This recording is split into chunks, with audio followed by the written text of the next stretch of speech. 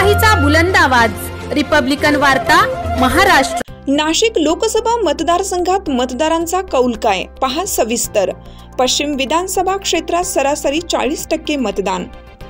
नाशिक लोकसभेच्या पश्चिम विधानसभा मतदारसंघामध्ये दुपारी 3 वाजेपर्यंत सरासरी 40% मतदान झाल्याची नोंद पाहायला मिळाली असून मतदारांमध्ये मोठ्या उत्साहाने मतदानासाठी लोक गर्दी करत असून सायंकाळी 6 वाजेपर्यंत 60 ते 65% मतदान होण्याची दाट शक्यता आहे। रिपब्लिकन वार्ताचा ग्राउंड रिपोर्ट पाहूया सविस्तरपणे। लोकशाहीचा महोत्सव चालू असताना आज नाशिकसह 13 जागांवर मतदान चालू आहे आणि हा लोकशाहीचा महोत्सव मतदारांमध्ये कशा पद्धतीची जनजागृती केलेली आहे, मतदारांमध्ये हवा कुणाची आहे या संदर्भात आपण सिडकोतील नाशिक या ठिकाणी सिडकोतील मतदार केंद्रावर आपण आहोत। या ठिकाणी काय परिस्थिती आहे, नेमकं या ठिकाणी कोणतं मशाल चालू आहे का, धनुष्य चालू आहे का, बादली चालू आहे का, गॅस सिलेंडर चालू आहे, कुणाची हवा आहे या हवेच्या संदर्भामध्ये आपण बातचीत करण्यासाठी आपल्याबरोबर अनेक पक्षाचे पदाधिकारी, कार्यकर्ते, हितचिंतक या ठिकाणी जमलेले आहेत, मतदार जमलेले आहेत। त्यांच्याशी आपण सविस्तर बातचीत करणार आहोत। या श्रीशरम बुद्ध विहाराचे अध्यक्ष विनोद भाडांगे आहेत।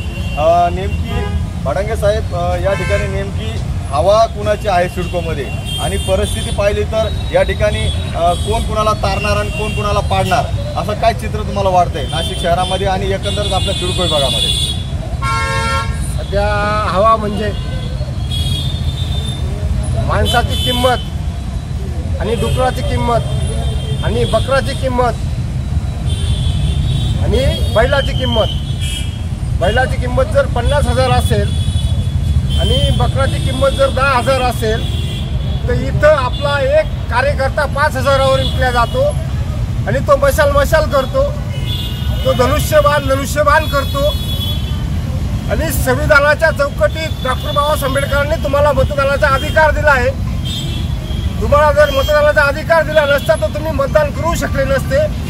डॉक्टर बाबासाहेब आंबेडकरांनी गुप्त मतदान दिलेलं आहे, ते मतदान करण्याचा अधिकार तुम्हाला दिलेला आहे।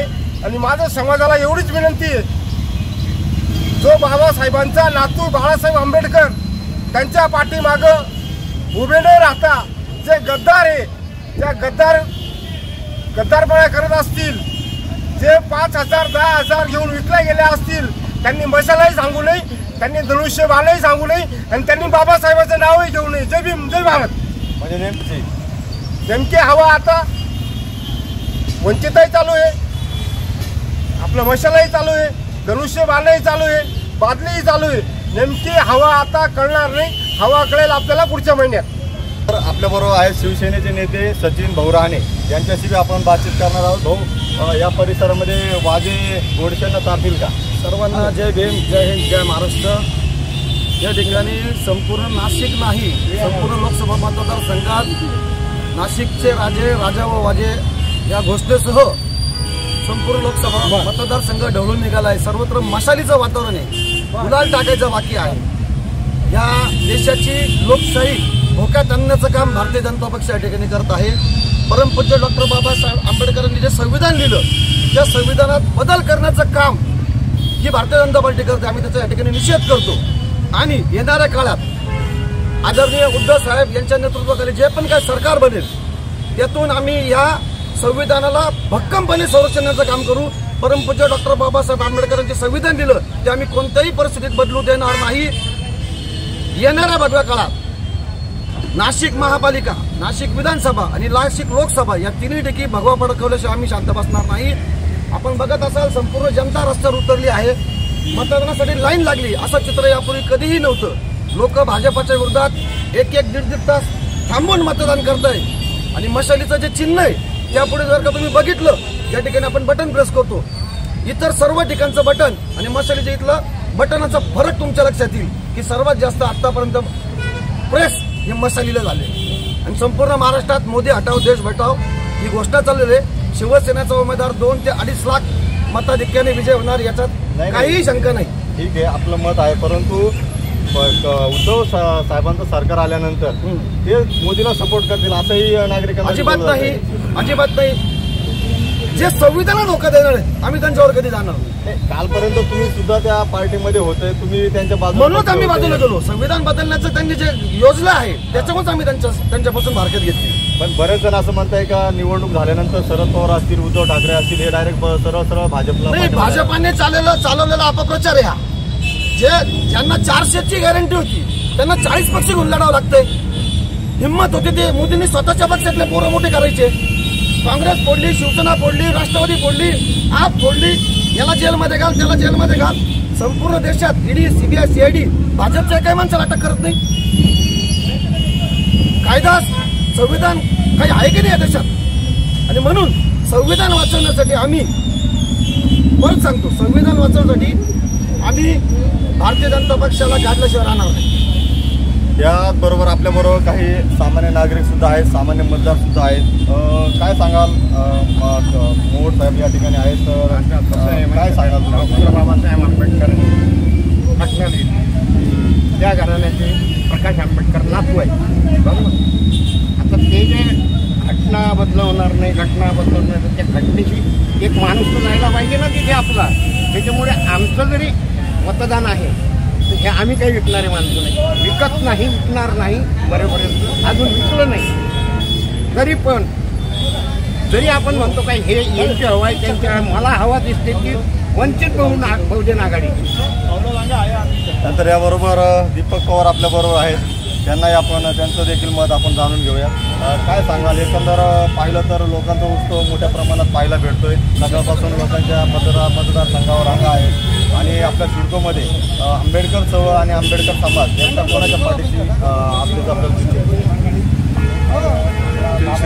आपल्याला अध्यक्ष विनोद फडांके यांनी निर्णय घेतला की आपण बाबासाहेब आंबेडकरांच्या मागे उभं राहायचे. सुधारले नाही करे का? सर्व समाज हा वंचित बहुजन आघाडीच्या पाठीमागे उभा आहे आणि सर्व समाज न सांगता वंचित बहुजन आघाडीलाच मतदान करेल. राहिली गोष्ट संविधानाची किंवा संविधान बदलू, आता काही पेशवाई नाही आहे. आमचा समाज शेड्यूल कास्ट फक्त हे जोपर्यंत जिवंत आहे तोपर्यंत संविधानाला कोणाची हात लावायची ताकद नाही. जय भीम, जय भारत. तर ह्या होत्या आपल्या सिडको विभागातील पदाधिकाऱ्यांच्या आणि कार्यकर्त्यांच्या प्रतिक्रिया. इथं आपण जर पाहिलं तर एकीकडे शिवसेनेचे नेते असतील तर ह्या होत्या आपल्या सिडको विभागातील पदाधिकाऱ्यांच्या आणि कार्यकर्त्यांच्या प्रतिक्रिया. इथं आपण जर पाहिलं तर एकीकडे शिवसेनेचे नेते असतील तर ते सांगताय या ठिकाणी मशाल जोरात चालू आहे. आंबेडकर चळवळीतला जो समाज आहे तो सांगतोय की आमचं काही झालं तरी बाळासाहेबांनी त्यांच्या गॅस सिलेंडरला आम्ही या ठिकाणी भरघोस मत देणार आहोत. तर तिसरा एक पर्याय म्हणून जे इथं उपस्थित नाहीत त्यांचंही धनुष्यबाण जोरात चालू आहे. शांतिगिरी महाराज असतील त्यांचाही नाशिकमध्ये प्रचार ज्या पाहिल्या, रॅल्या पाहिल्या, या मोठ्या संख्येत या ठिकाणी आपल्याला पाहायला मिळाल्यात. एकंदरच पाहिलं तर नाशिकचं चित्र जे आहे हे चौरंगी लढतीकडे जाताना आपल्याला दिसतंय. जो नागरिकांचा, मतदारांचा जो कौल आहे ते त्यांच्या उमेदवारासाठी ते काम करत आहे. परंतु खऱ्या अर्थाने याचा निकाल जो आहे तो आपल्याला 4 तारखेला पाहायला मिळेल आणि त्याच्यामधून आपल्याला चित्र स्पष्ट होईल की कोणी कुणाला तारलं, कोणी कुणाला पाडलं आणि कोण विजय झालाय आणि कोण गुलाल उडालाय. हे जर चित्र पाहायचं असेल तर आपल्याला 4 तारखेपर्यंत वाट पाहावं लागेल. तुर्तास धन्यवाद. नमस्कार. महाराष्ट्रात आज लोकशाहीचे 5व्या टप्प्यातलं मतदान चालू आहे आणि आपण उभे आहोत नवीन नाशिक शहरामध्ये. आपण या ठिकाणी मतदारांना काही प्रश्न विचारणार आहोत की आपण जे मतदान केलं आहे ते कोणत्या मुद्द्यांवर केलं आहे. माझ्यासोबत आहेत काही ताई आपलं नाव सांगा. आज आपण मतदान केलं आहे? मतदान केलं आहे. आपण आपला अधिकार गाजवलेला आहे. तुम्ही मतदान कोणत्या आधारावर करणार आणि कोणत्या आधारावर केलं आहे? आपल्या शहराचा विकास व्हावा या आधारावरच मी मतदान. शहराच्या विकासाच्या आधारावर केलं आहे. कोणतं जाती, धर्म, पक्ष बघून तर मतदान केलेलं नाही. ओके. आपण या ठिकाणी एक दादा उभे आहेत त्यांच्याशी म्हणून आपलं नाव सांगा. कीर्तन आहे.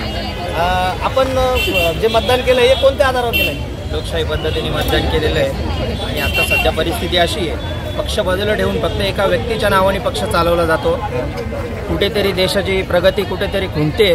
त्यासाठी आम्ही आता पाऊल उचललेलं आहे. सर्व लोकांनी एक विचार करून, एक मत करून, लोकशाही पद्धतीने मतदान करून नाशिकच्या विकासासाठी, प्रामुख्याने रामभूमीसाठी जातपात बाजूला ठेवून सर्व धर्म समभाव या पद्धतीने मतदान केलेलं आहे आणि आम्हाला निश्चित वाटतंय आमचं मतदान हे वाया जाणार नाही आहे. नाशिकच्या विकासासाठी हे अमूल्य ठरणार आहे.